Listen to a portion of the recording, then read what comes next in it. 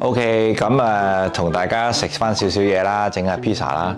整 pizza 都係近年一個幾大嘅興趣，咁所以今日都整啲 pizza 俾大家試下，睇下整 pizza 嘅過程係點嘅。咁但係由於時間嘅關係咧，我就已經預先就將兩個pizza 嘅粉團咧已經發酵咗喺度啦。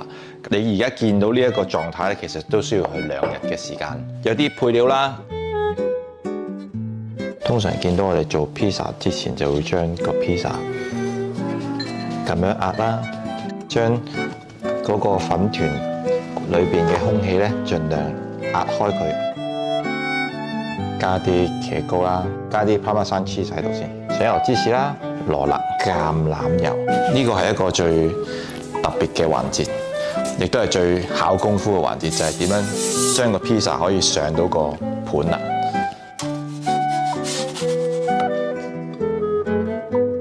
咁我就入爐啦。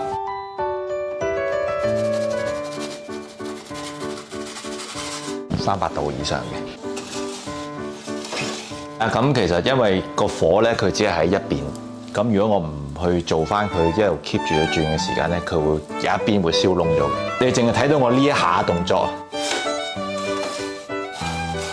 好似好容易咁，其實都練咗好耐。所以每一次去到呢一個步驟咧，我就會好緊張。其實如果第日有機會咧，我都好希望我開到自己嘅餅店、麵包店啦、pizza 店啦、咖啡店啦。第日有機會開我嘅店嘅時候，就嚟邀請大家。咁啊，再等佢燒多一陣就可以上台食啦。哦，出爐，算幾唔錯啦。今日呢個 pizza，呢個 pizza 咧，我覺得最緊要就係佢嗰個邊夠唔夠脆。大家聽住喎。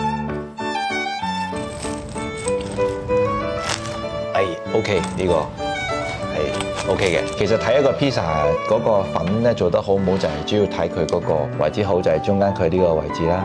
佢有通窿嘅時間，代表佢裏邊發酵得好夠。呢啲窿邊咧，其實係我自己好中意有少少呢啲窿邊嘅。咁其實呢啲窿邊嘅原因就係因為佢本身個麵粉佢夠發酵，佢發酵嘅時候佢裏邊有空氣，佢先會做到呢啲 bubble 出嚟。但係咧，喺我做嘅時候，我都有將某一啲嘅 bubble 去整爛佢嘅。如果唔係咧，佢太多空氣入邊，佢就會造成呢啲 bubble 啦。咁變咗有啲位我哋就未必會做得太多嘅時候，就會多少都有呢啲 bubble。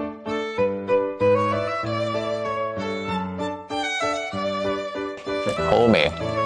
好開心可以喺鏡頭面前做到個咁好味嘅 pizza。希望大家中意啦，係啦 ，enjoy。